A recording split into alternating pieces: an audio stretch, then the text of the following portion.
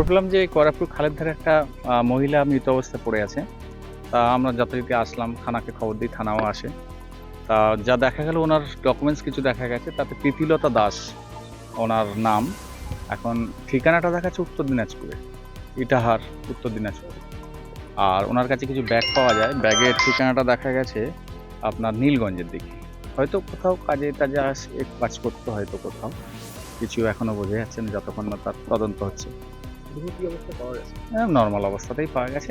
হ্যাঁ, গলায় যতদূর আমি যেটা অফিসার থেকে, পুলিশ অফিসার থেকে জানতে পারলাম যে গলাতেই ফাঁসটা, মানে হয়তো গলায় ফাঁস টাস দিয়ে মারা হয়েছে। হ্যাঁ। এখানে তো রাত্রিবেলা হ্যাঁ, নির্জন এলাকা। এই জায়গাটা তো মানুষ রাতের বেলা আসেনি। খুবই সকালেই চাষিবাসীরা সন্ধ্যার পরে বাড়ি ঢুকে যায়।